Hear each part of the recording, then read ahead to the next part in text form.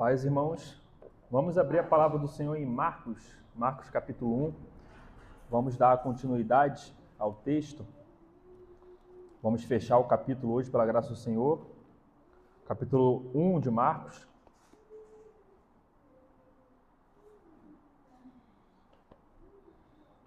Hoje nós vamos expor do verso 35 até o verso 45 de Marcos capítulo 1. Mas antes vamos recapitular aquilo que nós já vimos aqui, para que possamos entender dentro do contexto do livro de Marcos. Nós vimos na introdução do livro de Marcos sobre a história de João Batista, esse profeta que veio preparando o caminho do Senhor, onde ele chamava os homens, os judeus, ao arrependimento, batizando com água. Nós vimos a distinção do batismo de João, que é um batismo diferente do batismo de Cristo. Nós vimos o testemunho que João Batista deu em relação a Cristo, apontando como ele, como de fato o Messias, aquele ungido de Deus. Nós vimos no verso 9, a partir do verso 9, o batismo do Senhor Jesus Cristo. E nós falamos sobre o batismo, nós enfatizamos que no batismo de Cristo, Cristo não tinha pecado. Então, o rito de purificação não fazia sentido para ele, mas sim a representatividade de Cristo como aquele que estava disposto a tomar os nossos pecados, a se fazer pecado por nós. E nós vimos justamente que nessa solenidade do batismo foi um ato como um ato solene público, onde o Senhor Jesus Cristo assume o compromisso de ser o Messias, de ser o ungido de Deus, de ser aquele que iria realmente cumprir a missão de Deus Pai para a salvação do seu povo, dos filhos de Deus.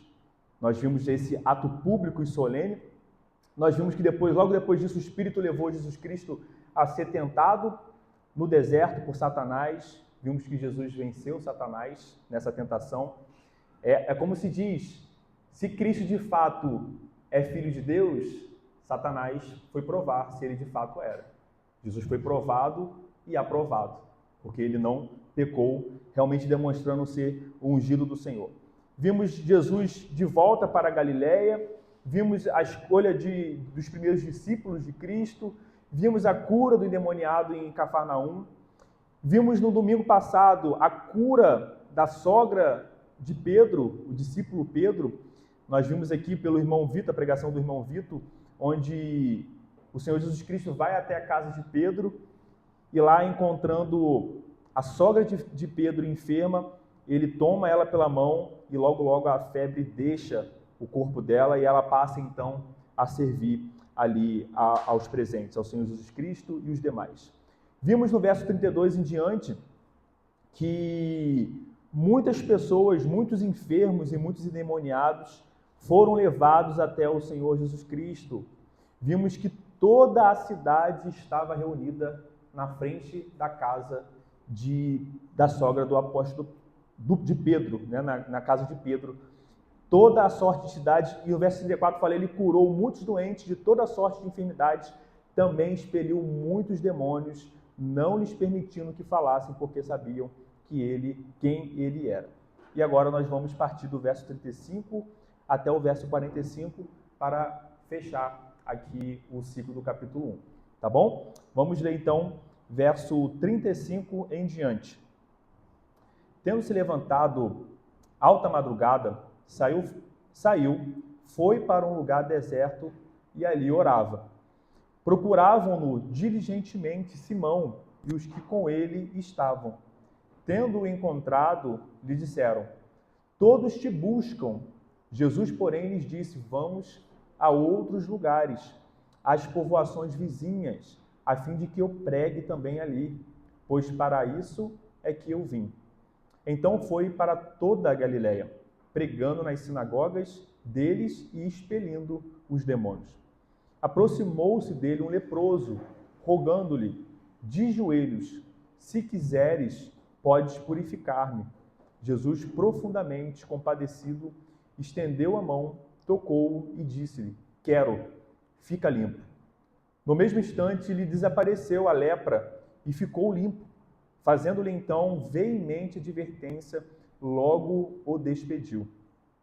E ele disse: olha, não digas nada a ninguém, mas vai, mostra-te ao sacerdote e oferece pela tua purificação o que Moisés determinou, para servir de testemunho ao povo. Mas tendo ele saído, entrou a propalar muitas coisas e a divulgar a notícia, a ponto de não mais poder Jesus entrar publicamente em qualquer cidade, mas permanecia fora, em lugares ermos, e de toda parte vinham ter com ele. Até aqui, irmãos. Vamos, pela graça do Senhor, pelo auxílio do Espírito, nos aprofundar no texto de hoje. Nós vemos aqui, logo no início do verso 35, que o Senhor Jesus Cristo, ele não descansa. Ele não tem tempo de descansar. Ele não cessa de fazer a vontade de Deus. Nós vemos que ainda de madrugada, o texto vai falar, na alta madrugada, o Senhor Jesus sai para um lugar deserto para ali orar. Nós podemos lembrar de Lucas, capítulo 9, verso 58, onde no Evangelho de Lucas vai dizer que as raposas têm as suas covas e os pássaros os seus ninhos, mas o Filho do Homem não tem onde descansar. O irmão Vitor, certa vez, estava conversando sobre o livro de Marcos e ele destacou algo muito interessante, que o livro de Marcos demonstra como Cristo não descansa. Como Cristo está sendo o tempo todo demandado por alguma coisa. O nosso Messias, o nosso Salvador, ele não cessa de trabalhar. Não cessa de trabalhar. E nós vemos aqui que antes mesmo de amanhecer, o Senhor já está acordado. Já está indo para um lugar retirado para orar.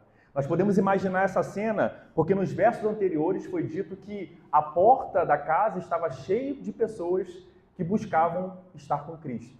Pessoas que buscavam curas, pessoas que buscavam que os demônios fossem expulsos, e pessoas provavelmente curiosas, queriam saber quem é esse que estava curando pessoas, que estava expelindo demônios. O irmão Vitor destacou isso, a autoridade que Cristo manifestava ao expulsar demônios. Não era qualquer um. Hoje, para nós, é algo simples, porque nós sabemos que nós expulsamos demônios em nome do Senhor Jesus Cristo. E a autoridade do nome que há no Senhor Jesus Cristo, o demônio sai. Mas para essas pessoas que estavam aqui, podemos imaginar que elas já estavam lidando com pessoas endemoniadas por um longo período. Quem é esse que tem expelido os demônios? E vimos, como o irmão Vitor trouxe, que o Senhor Jesus Cristo, na sua autoridade, não permitia que os demônios sequer falassem. Demonstrando que aquele momento não era um momento de palco para ele. Mas nós podemos imaginar nesse cenário onde todo mundo está olhando para Cristo. Todas as pessoas, provavelmente Cristo sai silenciosamente pela madrugada, antes do sol nascer, porque provavelmente, se alguém o visse, já iriam contar para os outros: Jesus Cristo acordou. E Jesus Cristo entende da importância de orar.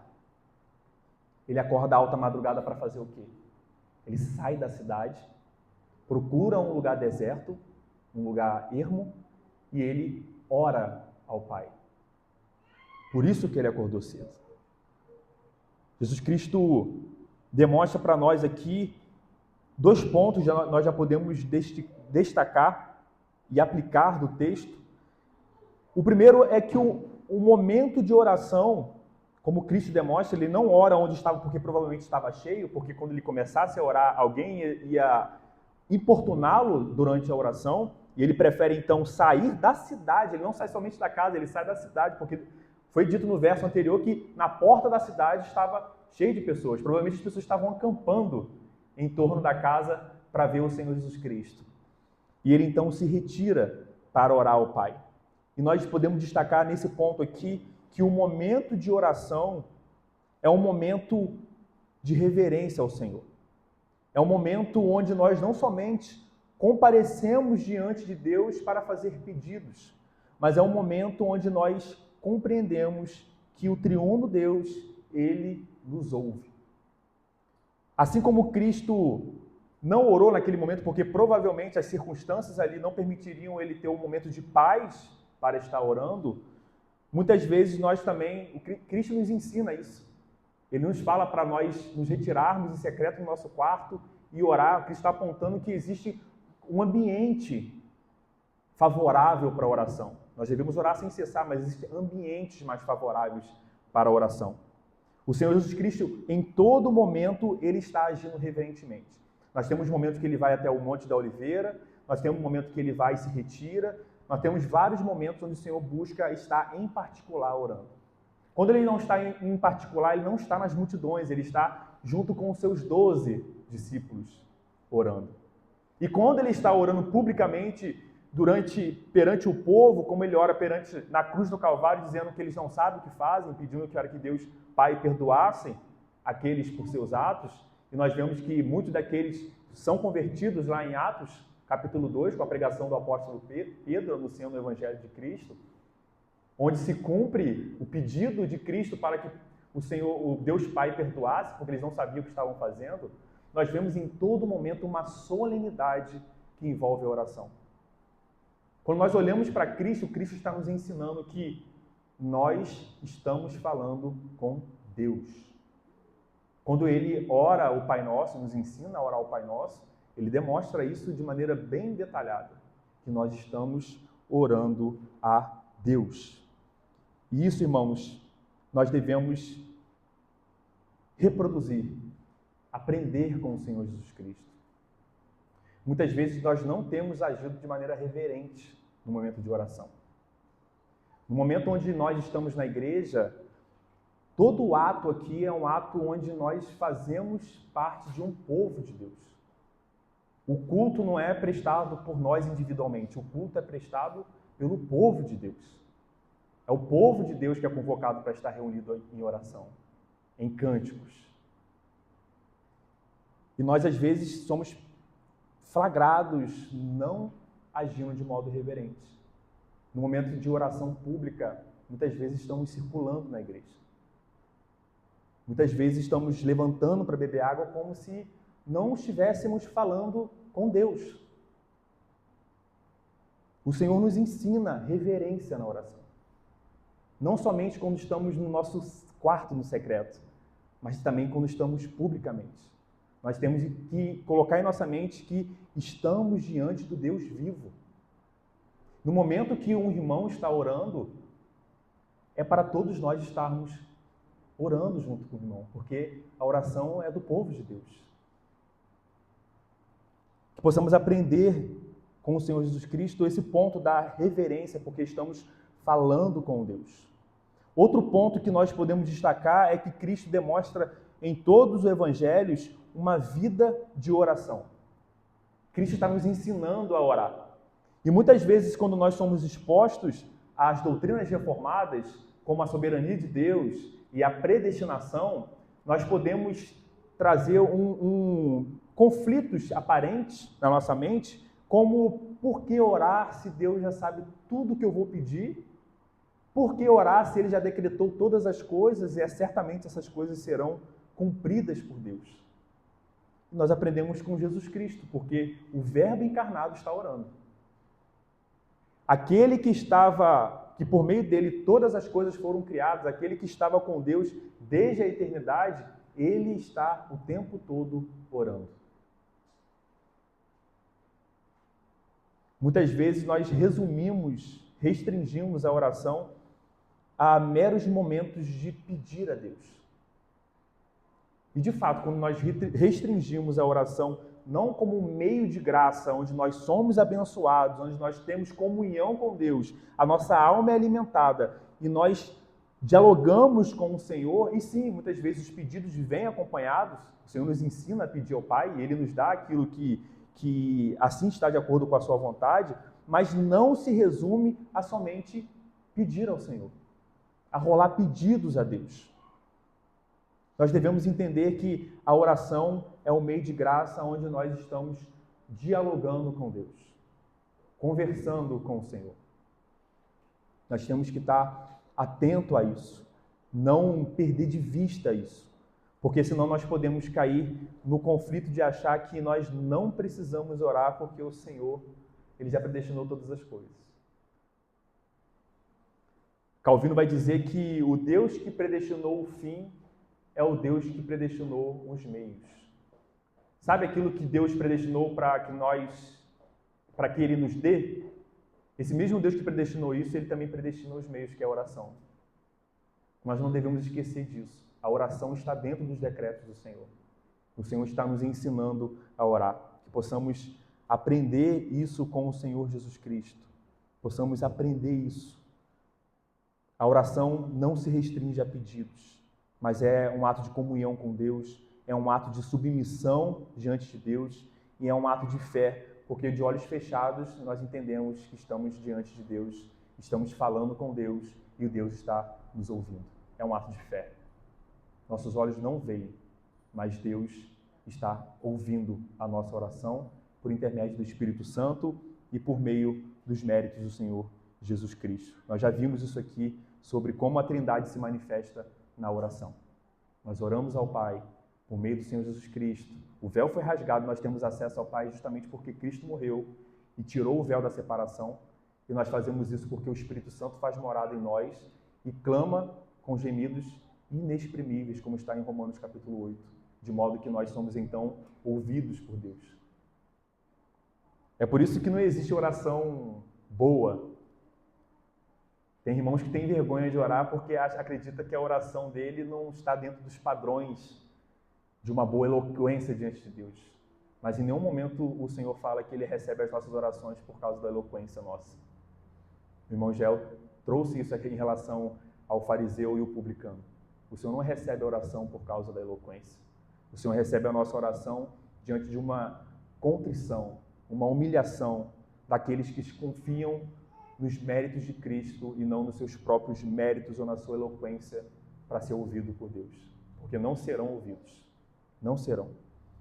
E o texto prossegue, porque nós vimos aqui em relação a esse momento onde Cristo precisa sair para ter um momento de paz, um momento de descanso, para que ele possa orar e conversar com o Pai.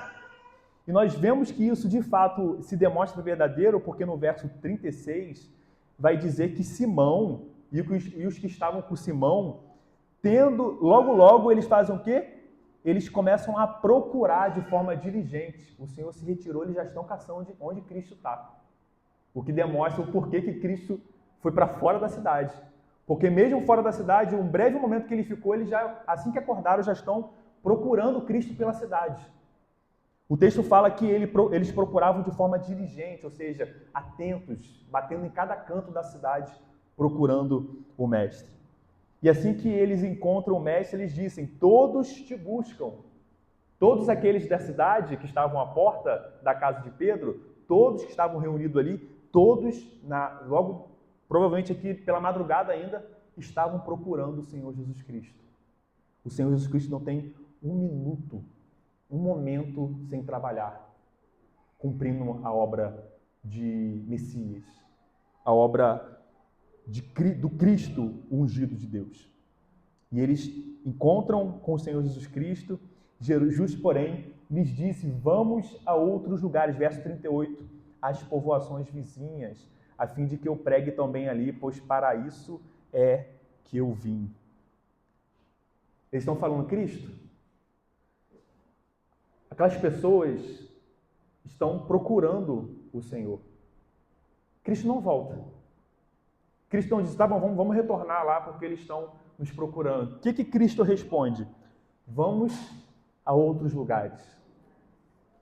O Filho de Deus, o Messias, o próprio Deus encarnado, ele não está ali para seguir o que os homens querem que ele siga. Ele está cumprindo uma missão. E a missão, como nós temos visto até aqui, é de anunciar o Evangelho de Deus. Essa é a missão principal do Senhor Jesus Cristo na sua vida terrena. Na sua obra para a salvação do povo de Deus. Ele está anunciando o Evangelho. E ele diz isso. Ele não fala que vamos voltar, ele fala vamos a outros lugares, às povoações vizinhas, a fim de que eu pregue também ali. Pois para isso é que eu vim. Vim da onde? Dos céus. É para isso que eu vim. Então foi por toda a Galileia, pregando nas sinagogas deles e expelindo, novamente o texto fala, expelindo os demônios. O Evangelho de Marcos vai o tempo todo trazer milagres ao lado de expelição de demônios. Andam junto para mostrar as obras, os milagres e maravilhas que são realizados por intermédio da vida do Senhor Jesus Cristo. Nós vimos também que a Galileia é como se fosse uma província. Né? Quando o Senhor fala vamos para outra cidade, aí o texto fala que ele está na Galileia ainda, é porque a Galileia é como se fosse uma província com várias cidades dentro. Nós vimos que dentro da Galileia estava Cafarnaum. E agora ele está saindo de Cafarnaum, indo para outra cidade, outra aldeia, dentro ainda da Galileia, dentro ainda dessa província. Né? Porque a gente pode olhar o texto, ele fala que vamos sair da cidade. E o texto fala que ele está na Galileia, é porque a Galileia aqui é uma ideia de província. E um ponto que novamente repete aqui é a questão das sinagogas. O Senhor vai falar que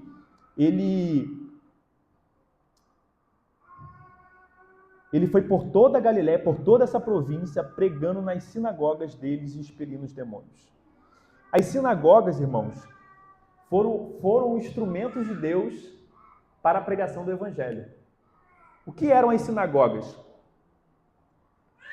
As sinagogas surgem, não tem relatos bíblicos, né? Mas provavelmente num contexto de exílio do povo de Deus, onde eles estavam distantes do templo, não havia o tempo para estarem reunidos, louvando ao Senhor no templo, como era a convocação do Antigo Testamento. Como forma de suprir essa ausência do templo, eles começaram a formar sinagogas, que é bem parecido com a ideia de igreja hoje, onde grupos se reuniam para ler a Torá, para ler os textos da lei, os textos dos profetas. Havia uma admoestação pública, havia uma resposta da congregação na sinagoga, dizendo amém. Havia ali uma liturgia com um propósito de alimentar o povo naquilo que envolve a palavra. Ou seja, resumindo, eles pregavam publicamente dentro da sinagoga. Então, veja, o ambiente da sinagoga é um ambiente onde as pessoas iam, em sua maioria judeus, mas também aqueles gentios que tinham se convertido ao judaísmo. Então, nesse contexto, as pessoas estavam ali para aprender acerca do Deus de Israel. É muito parecido com o que nós temos na igreja, no Novo Testamento. Quando nós recebemos um visitante, esse visitante que não crê, a igreja recebe um visitante que não crê ainda no Senhor Jesus Cristo, ele não está num contexto muito mais favorável para receber o Evangelho, porque se ele entrou da porta da igreja para dentro, isso já significa muita coisa. Já foi quebrado um obstáculo da resistência ao Evangelho. Da mesma forma, quando Cristo anuncia o Evangelho dentro da sinagoga, ele está dentro de um ambiente onde as pessoas já estão sendo expostas à lei de Deus. Paulo vai se aproveitar disso também. Nós vamos ver que o apóstolo Paulo ele prega nas sinagogas. Então nós podemos entender aqui que, vamos ver ainda por muitas vezes falando das sinagogas, as sinagogas eram ambientes favoráveis para a pregação do Evangelho. Ela não foi formada à toa, na providência divina. O Senhor formou as sinagogas antes de Cristo e são instrumentos para o anúncio do Evangelho. Nada é aleatório que é feito por Deus. Então nós podemos destacar esse ponto também das sinagogas como um ambiente propício, como instrumento utilizado por Deus para anunciar o Evangelho, e o Senhor Jesus Cristo não deixava passar esse momento. Ele estava lá, nas sinagogas. Ele estava também no templo, ensinando. Ele estava aproveitando todos os momentos, todos os contextos, todas as circunstâncias para anunciar o Evangelho de Deus.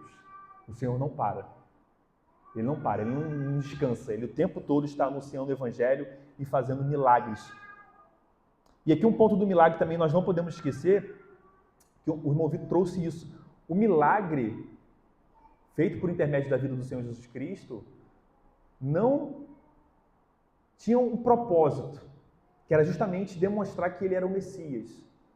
Mas dentro desse contexto ficava em segundo plano. Primeiro vem a pregação do Evangelho, o arrependei-vos, e os milagres era somente para confirmar que ele de fato era o enviado de Deus. Nós vimos que os apóstolos faziam isso também, em termos de milagres, como credenciais. Era uma forma de demonstrar que de fato eles eram apóstolos de Cristo, porque o mestre curava, o mestre expelia demônios, os seus discípulos também, como seus procuradores, também faziam a mesma coisa. Então podemos imaginar os milagres aqui como uma credencial, uma carteirinha. Uma carteira, como nós usamos carteiras profissionais, né? Quem trabalha e precisa demonstrar, provar a sua profissão, nós temos a carteira que demonstra o nosso registro ali. E justamente os milagres que acompanhavam o Senhor Jesus Cristo e acompanharam também os apóstolos eram como credenciais, demonstrando que ele de fato era um enviado de Deus. Porque um homem comum não poderia fazer o que Cristo fez. Não poderia ressuscitar mortos. Não poderia curar leproso, como nós vamos ver aqui. Não poderia fazer um cego enxergar novamente. São obras que apontavam que ele só poderia ser o Messias ungido de Deus. Nós não podemos esquecer disso. O propósito dos milagres e também da expulsão de demônios. Como foi dito aqui pelo irmão Vitor, Cristo não perde tempo em conversar com demônios. Cristo não perde tempo nisso. Ele expulsa e pronto, acabou. Não tem muito o que fazer aqui. Ele é o Senhor, ele é a autoridade. Onde ele está pisando, os demônios não podem ficar naquele lugar. Vamos agora para outra parte do texto, que é a parte que vai trazer a ideia de milagre. Vai expor mais um milagre feito por intermédio do Senhor Jesus Cristo, que é a partir do verso 40. Do verso 40, quando o Senhor Jesus Cristo ele falou, vamos para outros lugares, no verso 38, vamos às povoações vizinhas, então nós podemos imaginar agora Cristo indo para as povoações vizinhas, andando, junto com os discípulos escolhidos, ainda não os 12, que não estão formados. Então nós podemos imaginar que, enquanto Cristo estava já nesse caminho de peregrinação, mirando outras povoações, outras cidades ali na Galileia, se aproximou dele um homem leproso. Um homem leproso. Não sei se provavelmente todos que estão aqui sabem o que é a lepra, esse problema da pele, né, um tipo de infecção onde ela afeta de tal maneira a pele das suas vítimas que a pele fica toda deformada e isso inclusive afeta os nervos periféricos, de modo que as pessoas que são acometidas dessa doença não têm sensibilidade na pele. Pode tocar, pode raspar, pode cortar, que não há sensibilidade. Não sei se os irmãos já viram, mas quem não viu pode colocar hoje em dia é chamado de hanseníase, né? Também a lepra hoje em dia é chamada de hanseníase. Se os irmãos colocarem no celular, depois para ver a imagem disso, os irmãos vão ver que é triste a situação. Deforma a pessoa. Realmente é algo monstruoso de se ver. Quando nós entendemos a magnitude disso, nós vemos no Antigo Testamento, por exemplo, que as pessoas que tinham lepra, como a lepra é contagiosa, ou seja, pode ser passada para outras pessoas que estão perto, essas pessoas deveriam ficar em quarentena. E nós vamos ver no Antigo Testamento que se formavam aldeias de leprosos, arraiais de leprosos. Porque como eles tinham que ficar em quarentena, não poderia ter contato, automaticamente eles se reuniam entre eles. E aí havia aldeias de leprosos. Eles viviam marginalizados na sociedade. E associava também a ideia da lepra com a ideia de impureza, como maldição da parte de Deus. E aqui nós vemos então esse homem que está sendo acometido dessa doença, dessa lepra, ele está tão desesperado, porque veja, há determinação no Antigo Testamento que as pessoas com lepra não poderiam se aproximar de pessoas saudáveis. Eles não poderiam se aproximar, porque eles poderiam contaminar essas pessoas saudáveis. E o que nós vemos aqui? Esse homem tão desesperado pela cura, ele provavelmente ouviu já as notícias sobre esse homem chamado Jesus Cristo que estava curando na Galileia e ele viu aquela como uma oportunidade de ele também ser curado por esse homem. E nós vemos que ele então se aproxima de Cristo de joelhos e ele roga a Cristo: se quiseres, podes purificar. uma postura humilde. Veja, o ato dele se aproximar de Cristo de joelhos demonstra que ele já está lidando com Cristo não como um homem, mas como alguém que é Senhor. Alguém que é Senhor. Ele se aproxima de joelho. Ele não duvida que Cristo pode curar. Ele não fala, se o Senhor pode me curar, me cure. Ele não fala, ele entende que Cristo pode curar. Qual é a frase dele? Se quiseres. Ele entende que o poder já está com Cristo, agora ele apela à vontade de Cristo. Ele reconhece, Cristo, eu sei que o Senhor pode me curar. O Senhor tem poder para isso, mas eu apelo à sua vontade, porque se quiseres, certamente eu serei curado. E nós vemos nesse momento que o poder e a vontade, de forma maravilhosa, se unem. Porque Cristo manifesta misericórdia para com esse homem que vivia marginalizado, que vivia na pele as dores da lepra, que vivia na pele não somente aquilo que a doença traz, biologicamente falando, mas também os problemas sociais, psicológicos por conta da doença.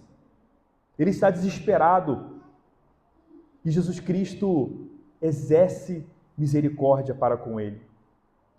E a misericórdia de Cristo, a forma como ele lida com esse homem leproso, é interessante porque Cristo faz isso de maneira, por diversas vezes nos evangelhos, porque nós vemos que Cristo denuncia os fariseus, Cristo denuncia os escribas, porque eles não exerciam misericórdia. Eles eram homens duros, eles impunham sobre o povo aquilo que Deus não havia manifestado por meio de Moisés, por meio da sua lei. Nós vemos lá em Mateus que Cristo vai falar aos escribas, ai de vós, escribas e fariseus, hipócritas, porque dais o dízimo da hortelã, ou seja, daquilo que é pequenininho, do endro e do cominho, e tendes negligenciado os preceitos mais importantes da lei, que são a justiça, a misericórdia e a fé. Devias, porém, fazer estas coisas sem omitir aquelas. Cristo é aquele que cumpre perfeitamente a lei, tão perfeitamente que é o cumprimento da lei de Cristo, da lei de Deus, por Cristo, vem acompanhado de justiça, de misericórdia e de fidelidade, de fé. E Cristo está o tempo todo manifestando a misericórdia e a lei. Ele chama o povo ao arrependimento por serem transgressores, coloca-se como de fato é o único caminho para a salvação e também age de amor e misericórdia para com essas pessoas. A misericórdia do Senhor Jesus Cristo. E essa misericórdia se manifesta também com uma frase, porque o Senhor manifesta que não somente Ele pode, mas Ele quer. E Cristo fala, quero, fica limpo. E como que vem acompanhada essa fala de Cristo? O que Cristo faz antes de falar? Ele toca. Não é isso que o texto nos diz? No verso 41. Nós vemos que esse homem se aproximou de Cristo, o que não deveria ter sido feito, por causa do risco de contaminar, mas o desespero do homem fez com que ele se aproximasse em busca de cura. E nós vemos que Cristo estende as mãos. Veja, o que qualquer um não faria seria tocar no leproso, porque o toque no leproso sujeitaria aquela pessoa a contrair a lepra e sofrer dos mesmos males que aquela pessoa estava sofrendo. Mas Cristo, com misericórdia, Ele toca. Cristo se compadeceu profundamente daquele homem. Cristo se compadeceu. Ele não somente... A manifestação da cura é uma manifestação que antes, no interior de Cristo, demonstra um coração compadecido. Um Cristo que perscruta o interior de todos nós e viu os males que aquele homem estava sofrendo. E Cristo se compadeceu dele. Cristo estendeu a mão, tocou e disse, quero, fica limpo. O irmão Vitor trouxe um ponto interessante no último sermão, porque Cristo, quando Ele cura, a forma como Ele manifesta a cura, Ele está nos ensinando alguma coisa. Cristo não precisava tocar. Todas as coisas foram criadas por meio da palavra. Cristo vai operar milagres sem tocar. Ele vai curar pessoas sem que essas pessoas estejam presentes.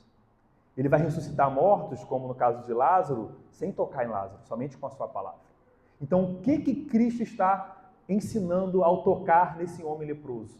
Ele está manifestando a sua graça, a sua misericórdia, porque ele está fazendo aquilo que nenhum homem faria, que seria tocar em alguém que está acometido da lepra. Isso demonstra o tamanho da misericórdia do Senhor, porque ele poderia apenas falar, quero e fica limpo, mas ele toca naquele homem e sai então o poder de Deus para curar esse homem leproso. E o texto vai dizer no verso 42 que no mesmo instante, lhe desapareceu a lepra e ele ficou limpo. Imagina, irmãos, de forma visível, presenciar isso. Uma pessoa acometida da lepra, conforme as fotos demonstram aí, e de forma instantânea, quando Cristo toca e fala, quero, fica limpo, aquela pessoa tem a sua pele curada. E não há mais nada. É um milagre, o poder do Senhor Jesus Cristo, a sua misericórdia manifesta. E nós vemos que depois de curar, o Senhor Jesus Cristo, ele não se afasta da lei de Moisés. Ele não se afasta da lei de Deus. A lei de Moisés é a lei de Deus.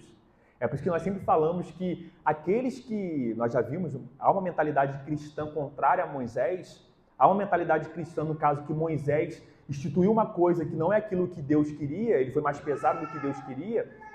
Cristo o tempo todo fala de Moisés. Cristo em todo momento ele fala de Moisés e fala dos profetas.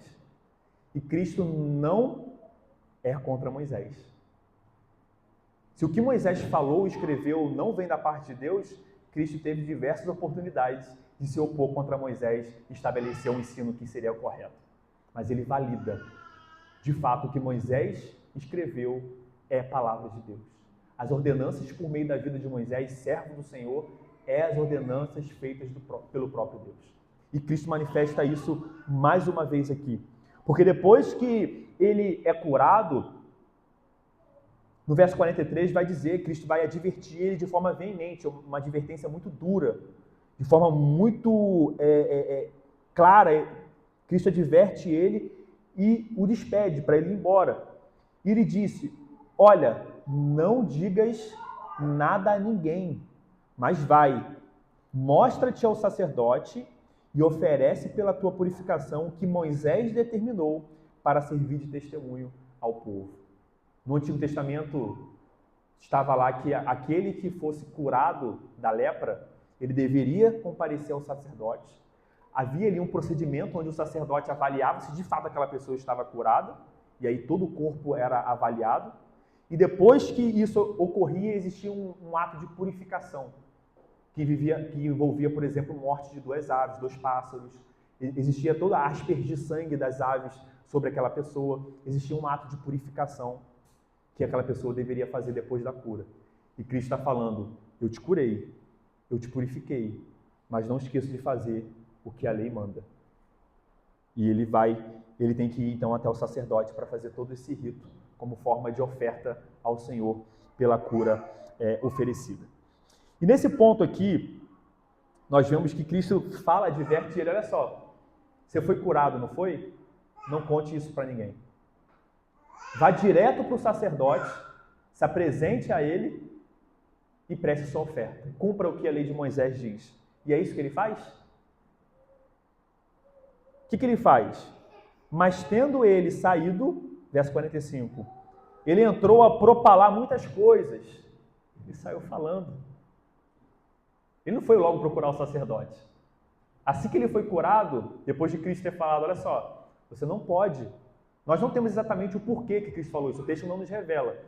Mas nós podemos presumir que por causa do alvoroço, como Cristo estava percorrendo toda a Galileia para pregar o Evangelho, nós podemos presumir que Cristo não queria que causasse um alvoroço que prejudicasse na pregação do Evangelho, humanamente falando. Porque é justamente isso que acontece. Depois que esse homem sai tagarelando, falando tudo o que aconteceu para todo mundo que estava na cidade, as pessoas ficaram alvoroçadas com isso. De tal maneira que Cristo teve que se retirar e ele começou a ficar em lugares ermos. E as pessoas iam até ele. Porque uma grande multidão se formou querendo estar atrás de Cristo. Mas aí a pergunta que fica, mas Cristo já não sabia que ele não iria obedecer? Cristo não já sabia que ele não iria obedecer? Por que Cristo curou ele? Se Cristo já sabia que ele não iria obedecer e que a cura ia trazer um alvoroço que poderia prejudicar a pregação dos evangelhos, por que então Cristo curou? Aqui nós temos duas pessoas. O homem leproso, que se manifesta como um homem indigno. E nós temos Cristo, o Senhor, que mesmo sabendo que esse homem é indigno e que ele não cumpriria as suas ordenanças, ele exerce misericórdia e cura. E é assim que o Senhor faz conosco também. O Senhor age de misericórdia para conosco. Porque muitas vezes nós somos pegos como leproso, fazendo de novo aquilo que não deveria fazer. Tagarelando o que não deveria tagarelar. E o Senhor, mesmo assim, todos os dias exerce misericórdia para conosco, nos perdoando. Irmãos, tudo que está nas Escrituras, no Evangelho, tem um propósito de ser. Tudo. Todas as expressões, todos os atos de Cristo, o porquê que ele toca, o porquê que ele não toca, o porquê que a pessoa toca nele e é curada, tudo que é narrado é inspiração divina e tem um porquê de estar aqui. É a palavra de Deus. E nós vimos então que o Senhor exerce misericórdia para com esse homem. Mas tendo ele saído, ele entrou a propalar muitas coisas e a divulgar a notícia, a ponto de não mais poder Jesus entrar publicamente em qualquer cidade, mas permanecia ele fora, em lugares ermos, e de toda parte vinham ter com ele. É muito interessante isso, porque imagina a gente aqui, né? Imagina a gente vivesse numa época onde Cristo ainda não havia se manifestado. E a gente fica sabendo que existe um homem que está ali na Praça Porto Rocha, que está curando as pessoas. Que tem paralítico andando. Que tem cego enxergando. Que tem endemoniados sendo libertos. Será que a gente ia ficar em casa? Ou a gente ia percorrer e ficar horas lá para conseguir ter acesso e ver? E é isso que está acontecendo. É isso que está acontecendo. O Senhor do Universo, Ele está manifestando e está operando com grande poder e glória, e as pessoas não querem ver isso. Eles ficaram sem manifestação divina por muitos séculos. Em algumas Bíblias tem as páginas que dividem o Antigo Testamento e o Novo Testamento, que demonstra o período de silêncio da parte de Deus, até que se manifeste o profeta João Batista. Mas até João Batista, Deus se calou, Ele não falou. E o povo que experimentou grande poder no Antigo Testamento, agora estava vendo poderes maiores sendo manifestados por intermédio de uma única pessoa chamada Jesus Cristo. Não tinha como Cristo não transtornar aquelas cidades por onde ele passava. Era impossível as multidões não acompanhar ele. Nós estaríamos como esses que estariam importunando Cristo. Nós temos doenças muito menores. Nós temos nossas doenças menores. Eu estaria lá para ser curado de algumas doenças. Sinusite, rinite, coisas que atrapalham o nosso dia a dia. Imagina o leproso. Imagina a mulher do fluxo de sangue. Esse é o nosso Senhor Jesus Cristo. Ele não cansa de exercer misericórdia, de exercer graça e de manifestar o seu amor. Ele une a lei e o amor como de fato ela sempre foi manifestada por Deus. A lei e a graça ela nunca foi manifestada de uma forma distanciada. Nós vemos isso na lei. A lei e a graça andam juntos. Nós não somos salvos por obra da lei, mas por graça. Mas uma vez salvos pela graça, nós devemos buscar viver uma vida de acordo com a lei do Senhor, de acordo com a lei de Deus. E aqui, caminhando para o final, irmãos, algumas aplicações para nós recapitularmos o que nós já vimos. O primeiro ponto é sobre a vida de oração. Nós aprendemos no início da perícope que Cristo se retirou. Em que momento ele se retirou? Na alta madrugada. Provavelmente, se fosse hoje em dia, vamos colocar umas 3 horas da manhã, 4 horas da manhã, porque ele sabia que logo pelo amanhecer ele estaria de novo trabalhando como o Cristo. Cristo fala para nós que nós não temos desculpa para não orar. Porque ele, seguido e perseguido por multidões de pessoas, não tendo onde descansar a cabeça, como filho do homem, ele nos ensina que ele está orando. Qual a desculpa que nós temos de não ter uma vida de oração diante de Deus? Será que o nosso trabalho está tão intenso? Se está tão puxado, vamos acordar de madrugada para orar. Nós conseguimos encaixar várias coisas nas nossas rotinas que nos dá prazer. Quando nós não temos tempo, nós acordamos 5 horas da manhã para encaixar uma musculação, uma natação, o surf. Mas nós não temos o mesmo empenho para ter uma vida de oração. Nós não temos o mesmo empenho. E nós aprendemos com Cristo que nós devemos sim, nós não temos desculpa, nenhuma desculpa diante de Deus para não ter uma vida de oração. Um momento onde nós nos retiramos, como Cristo ensina, no nosso quarto ou em outro ambiente secreto, e ali conversamos e temos comunhão nesse meio de graça que o Senhor dá, que é a oração. E como é difícil para nós cumprir isso, como é difícil para nós orar. Às vezes nós conseguimos ler a palavra, mas ter um momento de oração mesmo, não aquela oração que 10 minutos antes de começar um devocional, 10 minutos depois do devocional agradece, 5 minutos de oração pelo alimento, antes de dormir. Não, um momento de oração, como os antigos tinham. Como muitos puritanos que ficavam 1 hora no quarto orando. Nós não conseguimos 10 minutos. Não há repertório para nós estarmos falando com Deus. Quando nós olhamos para a nossa vida, olhamos para aquilo que o Senhor tem feito para nós de benefício, aquilo que Ele já fez na cruz, será que ainda faltam razões? Faltam argumentos? Conteúdos para nós estarmos diante de Deus? Se não temos conteúdo para orar diante de Deus, falta conteúdo e a nossa oração por isso é curta, fiquemos de olhos fechados apenas glorificando quem Ele é. Um Deus santo. Santo e santo. Um Deus justo. Venhamos aprender com o nosso Senhor Jesus Cristo. Pedir a Ele, o Santo Espírito, que Ele nos ajude, nos fortaleça. Porque realmente as coisas se levantam contra nós quando nós queremos orar. É barulho, as coisas nos distraem. Começa um filme que a gente queria ver e aquela programação de orar a gente acabou esquecendo, a gente perdeu, fomos dormir depois. Um problema no trabalho. Muitas coisas acontecem e nos tira do momento de comunhão com Deus. Principalmente isso. Quando nós entramos aqui, nós vamos ver as horas que nós temos gastado no nosso celular, no nosso smartphone, nas nossas televisões. Eu vi certa vez um irmão compartilhando na rede social sobre como os cristãos das igrejas perseguidas, eles vivem. E, de fato, é uma vergonha para nós. O irmão Vitor trouxe isso de manhã, né? Às vezes nós somos cristãos de ar-condicionado, né? O que aqueles irmãos peregrinam das suas casas até o local onde é a reunião, descalços, escalando lugares arenosos,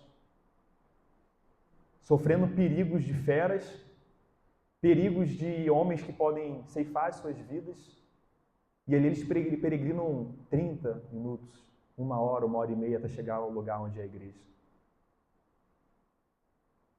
E nós muitas vezes temos preguiça de pegar um Uber, de pegar uma bicicleta, pegar o nosso carro, a nossa moto. Esses homens e mulheres estão morrendo.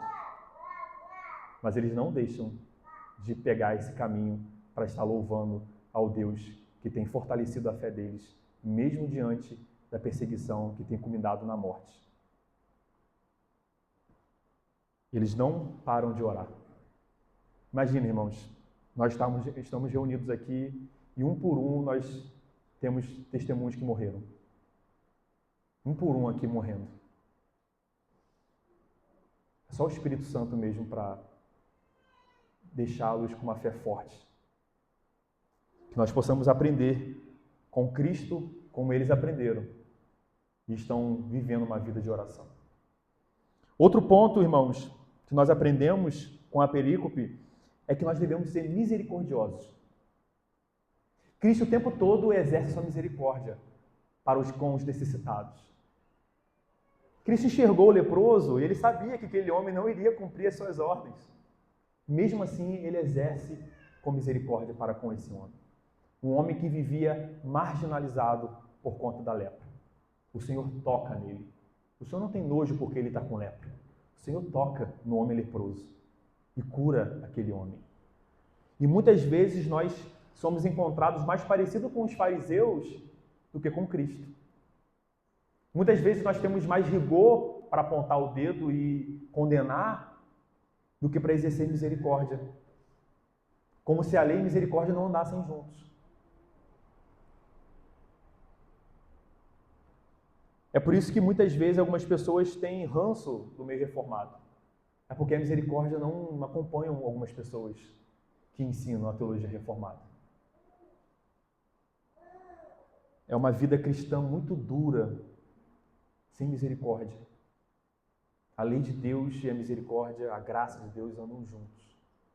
A lei de Deus é para transgressores e a graça de Deus freando a maldade em nós. E outro ponto, irmãos, é a ênfase na pregação do Evangelho. Cristo fala, olha só, eu não vou voltar para aquela cidade. Ah, eles estão lá, vão... Não, temos outras cidades para ir, porque é para isso que eu vim, para anunciar o Evangelho de Deus. Há uma ênfase na pregação do Evangelho. Está na frente dos milagres. Os milagres ajudam na pregação do Evangelho. Confirmam que Cristo é o Messias. Mas Cristo está mais preocupado com a salvação das almas, porque o corpo perecerá novamente depois da cura, como eles morreram. Como o leproso morreu há mais de 2000 anos atrás. Mas a alma, uma vez salva, ela não experimenta a segunda morte. Nós devemos lembrar disso também, que nós devemos estar preocupados onde quer que nós estejamos, de alguma forma, anunciar o Evangelho. De alguma forma, oportunidades surgem nos nossos trabalhos. Quando não surgem, provavelmente surgiu e nós não estávamos sensíveis a isso. Surgem, irmãos. Muitas vezes as próprias pessoas já vêm trazendo as suas demandas, demonstrando as suas aflições. E a gente perde aquela oportunidade de trazer o alívio das nossas almas, que é Cristo, e contar isso para aquelas pessoas também, para que elas possam experimentar aquilo que nós experimentamos todos os dias das nossas vidas. Que possamos nos empenhar, nos engajar mais na pregação do Evangelho, porque se nós estamos reunidos aqui hoje é porque alguém pregou o Evangelho para nós. Alguém se engajou. Sejam os nossos pais, sejam os nossos tios, seja um amigo próximo. Cada um tem a sua história de como o Senhor converteu o coração de pedra para um coração de carne. E em todas essas histórias existem agentes de Deus que foram instrumentos para anunciar o Evangelho e para que a obra do Espírito Santo fosse operada em nós. Porque a salvação vem, a fé vem pelo ouvir. E para que nós possamos ouvir, a necessidade de alguém pregar. E Cristo tem nos chamado a sermos as suas testemunhas. O que testemunha faz no tribunal? Ela fala. Testemunha fala no tribunal. Ela não se cala. Que nós venhamos pregar o Evangelho sendo testemunhas fiéis. João, na última parte do seu Evangelho, ele fala que todas as coisas que fossem escrever, todas as coisas que Cristo fez, não daria em todos os livros do mundo, de tantas coisas que ele fez. Mas ele fala o quê? Mas o que está escrito aqui é testemunho verdadeiro. Ele, como testemunha, apóstolo, testemunha de Cristo, deu um relato verdadeiro. E nós, como cristãos, devemos continuar isso. De geração em geração, homens que são salvos por Cristo estão sendo testemunhas. E eles morrem. E outros nascem, se convertem e morrem. E aí nós temos mais de 2000 anos de igreja, de pessoas que têm testemunhado o nome de Cristo e o poder de Deus na salvação deles. Nós passaremos. Muitos de nós não estarão aqui em 80 anos. Mas o nome de Cristo continuará sendo testemunhado por outras gerações, se Cristo não voltar antes. Amém? Vamos orar, irmãos, e agradecer ao Senhor pela palavra dele.